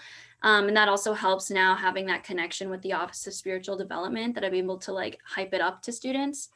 But more than that, there's plenty of ways for us to earn chapel credits on campus. So even besides chapel, which I know is not everyone's cup of tea, and we literally just talked about how not everyone on this campus is Nazarene or Christian, there's plenty of other opportunities for people to earn chapel credits. This past year, I've been making my Kingdom Experience videos every other week. That's just, you know, sitting, watching a video. You have 2 weeks to do it in your own time and then responding to survey questions. That's a chapel credit. Encouraging students to sign up for small groups that speak into their interests. We have so many. I'm running one on anxiety and stress, but there's also ones that deal with hot topics in the Bible or picking apart certain parts of scripture, all kinds of things like that. So I encourage students to join small groups. I'll encourage students to go to any of the worship nights that we put on, including Refiner's Fire, including any worship nights that I might host. There's, you know, even like event and like outreach opportunities at times will be worth chapel credits. You kind of have to keep an ear to the ground on what is and isn't getting them. But yeah, I think it goes beyond just pushing students to go to chapel. I think this role is pushing students to engage in spiritual life, to get those credits in ways that best suit their interests and their needs. Nice. Paulin, same question goes for you. Thank you. This is a great question. For me, I think when I first heard this question, I think it touched home for me because I have a lot of friends who are not into spiritual, like who are not engaged, and like they got fined, and like to hear that, it's like, yo, what's wrong with your school, bro? Like, why do they keep finding me? And so for me, I think one thing I'll do is like, you know, connecting with Dr. Young and asking like ways that we can make chapel irrelevant to our times, and bring in speakers that are going to engage with the student body. I think that'd be number one. Just like having speakers the students are going to listen to, that are going to be like, oh, I'm paying attention. This guy's actually having something good to say. I think we do a good job bringing some speakers, but there's other speakers you bring in. I think not just to say it. Somebody's gotta say. I think we bring in speakers who are lecturing us. Like I don't think people don't want to be a lecturer. You don't want to be. I think it's important to just bring in speakers who are going to not only just relate to the student body and student. Like I think that's gonna get people to go.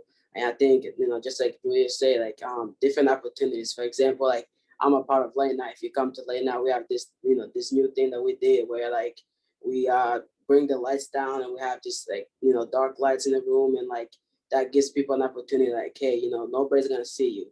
Whether this is a time for you and God, or just having different ways and opportunity to promote and things people are interested in. Maybe, asking working with athletic department is saying, if you attend a game, you get a chapel credit, because that's also being a Christianity is you have to be a commuter. And I think, if you can go to a game and support your fellow student, you should be able to get a chapel credit for that, because, we are one, and that just shows fellowship and community.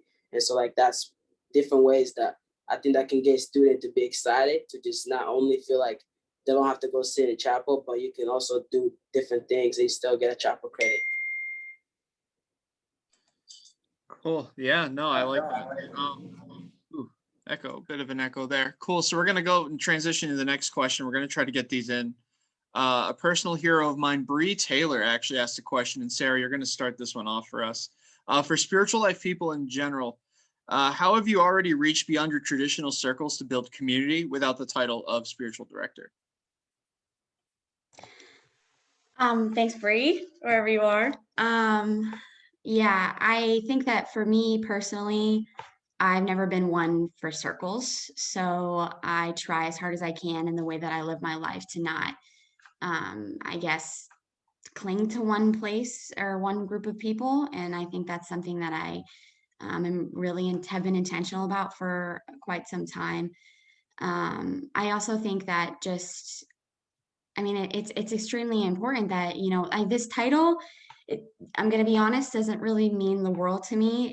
It's more of the fact that the work that can be done is important to me. And that's for the people that, I've heard their experiences, and I've been a part of the hurt as well. And I know through my experiences, being a part of different circles, I guess you can call it, or listening in on what people in different communities on this campus feel, I know that there's good work to be done. And in the position, before holding the position, I really don't care about the title. I really don't care about that. I care about the people, and I care about how they feel heard. And I think the work that I've done before, I guess, is really just in my own personal life, just making sure that the group that I surround myself with are people from all different contexts and people from all different parts of not necessarily just the world, but of life. I don't want to surround myself with people that are the same as me and have the same background, because I think that diversity in your personal circle and your relationships is just as important as what you're putting out for everybody else to see. So yeah. Nice. Totally agree. Lacey, same question goes for you.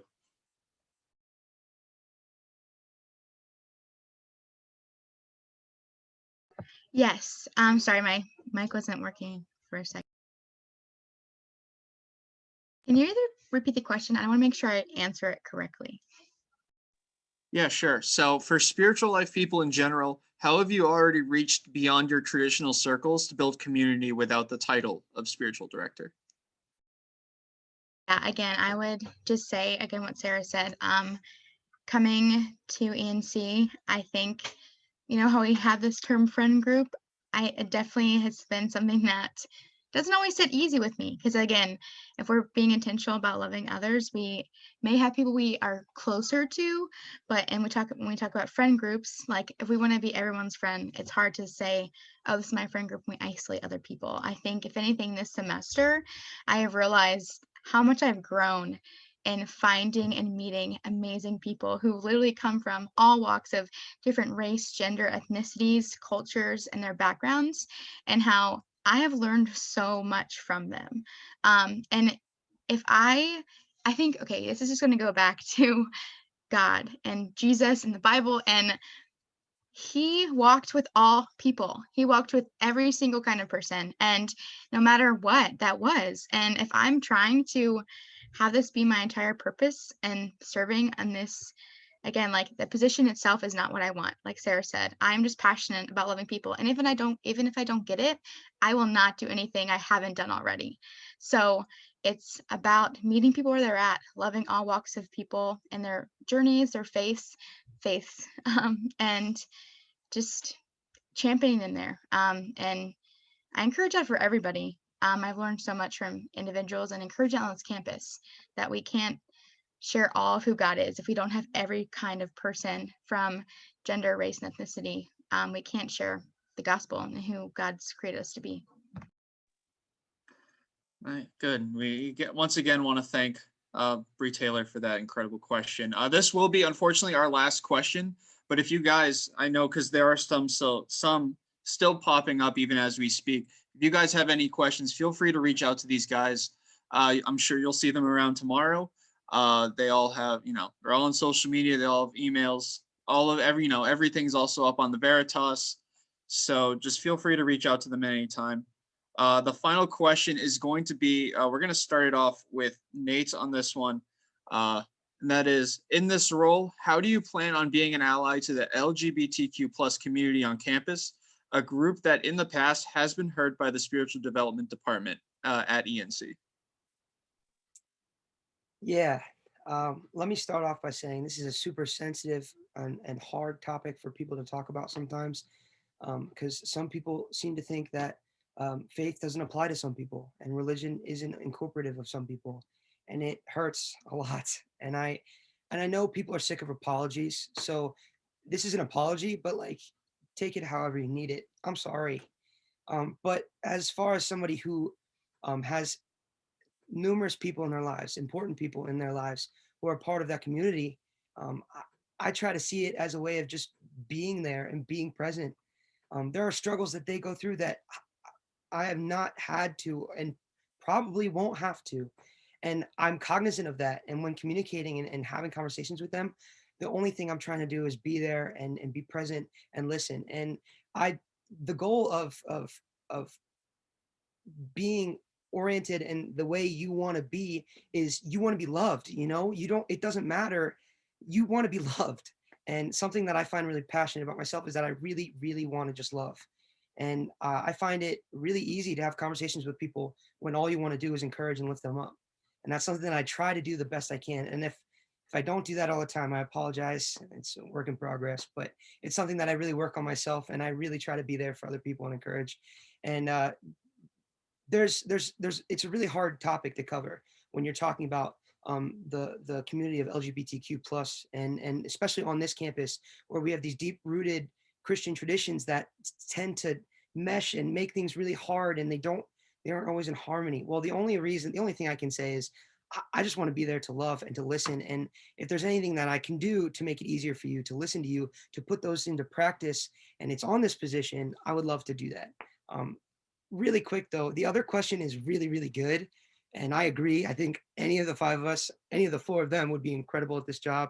Something that I think is really important on that, like what it actually applies, is I want to just continue to do what I'm doing and continue to love. And if people feel like they need to talk to somebody about that, that community getting involved on campus and being part of the religious, whatever you want to call it, I'd love to be able to be there and in support, and of course be an ally for them. I know it's not a great answer, and I know it's probably not what you're looking for, but I really hope that you took something from that. But oh, that's good. That's good. All right. So Julia, you were going to get this one next. Same question. Right. I was so hoping I would get to answer this question. Let me start off by saying first and foremost that I am definitely an ally of the LGBTQ plus community, not just on this campus, but in general. Love and support all of you guys. My ministry is rooted in love. It is rooted in building relationships and being Jesus to everyone. I don't want to get like preachy on you guys, but I firmly hold to the belief that if Jesus was with us, and I'm sure there were LGBTQ plus people and during his time, but I'm sure that Jesus would also be an ally as well. So in terms of how I would support them, I've already been, taking steps to be inclusive in any way that I can. Even like the tiny things of like slipping my pronouns into my email signature, so that becomes like a normal thing for everyone. Including the way I talk about relationships, saying partner and not just like boyfriend, girlfriend. Inclusive language and inclusive events that I provide, that I try to provide. Obviously, I talked about this earlier. I do plan on doing social justice events throughout the rest of this semester and hopefully continuing into next year if I'm reelected. Obviously, I would love for the LGBTQ plus community to be one of those topics we cover. I think it's super important and very relevant. On top of that note, though, I would love to be working with students who identify as LGBTQ plus, because I don't want to speak for that community. I want that community to use the platform that I have been given to speak for themselves and be able to share their own thoughts, experiences, and beliefs. And I will do whatever I can to support them through that. But I hope that answers your question. I think that will answer their question for sure.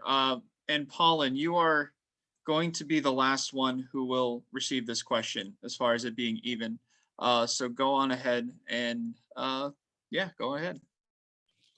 Thank you. For me, this is a great question, and I think the way if you know me personally, I'm a person that welcome all type of different people. I don't back down. Like I don't care what you identify with or who you are, and like I'm a person that I will have a conversation. I will go there with you. Those hard conversations. So for me, in this position, it's not gonna change anything. I'm not gonna change who I am. I'm a person that is gonna be there to just encourage you and have those positive moments to just say, listen, what you're going through, like I get it. Like also being a student of color, people look at you like you're not the same. People, I think every person deserves to be heard. Every person deserves to feel loved, and I think that's number one thing. Like we all want to be loved, and I think being hated is not a good thing. Being shown that that you're different is not a good thing. So for me,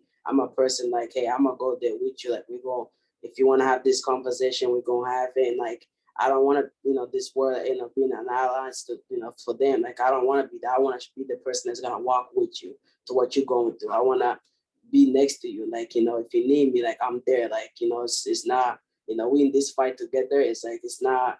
At the end of the day, we are all human beings who wants to be loved, who wants to be heard, and who wants to just have hope at the end of the day. Like so, I can go to bed and wake up the next day feel like, hey, I have somebody who's going to fight with me. I have somebody who's going to just walk with me in all type of ways. So that's for me. That's the answer. But like I think it's all about understanding that we all just want to be loved, and like we can't choose who we love. I think it's an understanding like if God gives us this greater commandment for a reason, like love one another. Don't hate each other, just love. Yeah, I love that. I think because of the I think just like the overall the gravity of this question, we will open it up to Lacey and Sarah also, just so we can. I think this is like the best question. Sorry to everybody else. Sorry, Brie, but I do want to get you two's opinion on this as well before we head off. And Lacey, I'll let you start first. We're gonna try. I don't want to limit to anybody's speak, but try to keep it within 90 seconds. I'd say. You can just freely give your answer now. Yeah, no, I mean, this is, again, a topic that the hard things that shouldn't be hard, but have become hard in our society. And it's heartbreaking, and it's something that needs to be discussed and shared. And again, like, I'm sorry for those who have been through something so hurtful from people who should have shown love and acceptance. And just going on of that, this is going to be a safe place for you. No matter who gets this position, I know this school will continue to grow in this area and you will be advocated for, whichever one of us gets it. So I am strongly encouraged of just like encouraging that and saying that I will continue to take steps. And as I am learning about my friends who have come into different scenarios and who are opening up because they feel comfortable and that they feel safe, how important that is, because we all need somewhere to share the hard things and feel accepted and know that we aren't alone. So if that, like, just in simplest, like a simple answer is, I'm sorry for what you've gone through, but you will be advocated for and you will have a safe place if it's whoever of us gets this position. But I'm always here and I will advocate for you and whatever that looks like. Nice, great. And Sarah, you will be the last one to answer this question, so go on ahead. Thanks, Jesse. This hits really home for me and my background, and I get frustrated and tired of people trying to say anything else but tell somebody that who is within this community that it's like not okay to be who they are, because it is okay to be who you are. And I get tired of hearing people say, oh, you're loved, and oh, like we care about you, but no, it's okay to be gay. And like, why don't we talk about it? Why don't we say it? Again, it's something that I'm really passionate about. Is it's not just something that we need to say and practice in the way that we treat people one-on-one. It's something that needs to change systematically, and it's something that needs to change within the school. It's not just changing the way that you treat people and how you act towards people who are in this community. It's about changing the rules. It's about allowing this to be an actually inclusive community to people. And I think that, you know, the work is not going to be done anytime soon.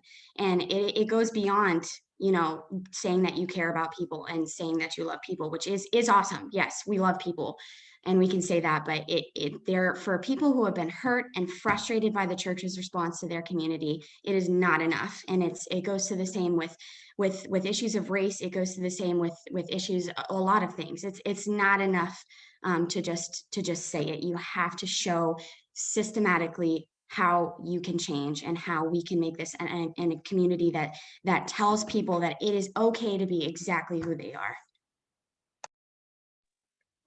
That's great. I love all of the answers. If I could have 5 directors of spiritual life to work with next year, I would. Unfortunately, I can't. But thank you guys. Thank you to you 5 for all your answers and tackling some of these really difficult questions. And thank you for everyone else who also tackled some questions tonight and were able to share their piece. Of course, if you ever have any questions for any of these guys and gals, please feel free to reach out to them. I know I'm kind of speaking for them, but I think they all would agree with me at this stage.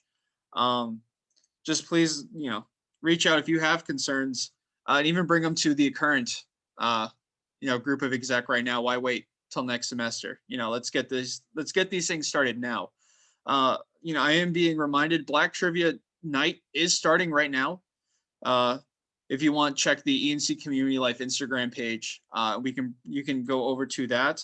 Other than that, this was a really great forum. I've been a part of a lot of forums in my day, and I don't think I've ever had one this really intentional with as far as the answers go and as far as all the candidates. So I thank all of you for all your participation tonight, and thank you for the attendees, the audience, for all the questions that you've submitted.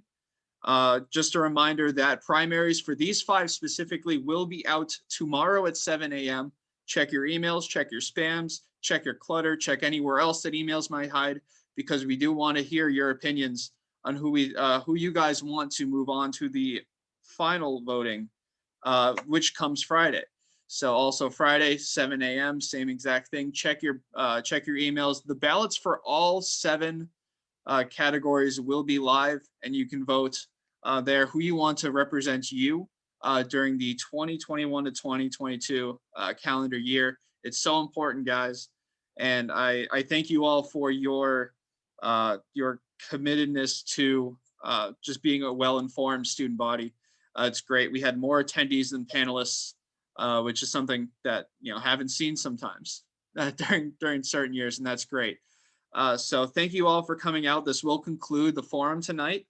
Thank you guys for all of you for your answers again, and we can't wait to hear your votes by the end of the week. So thank you everybody for coming out tonight. Thank you guys. Thank you. Yes, thank you. Have a good night.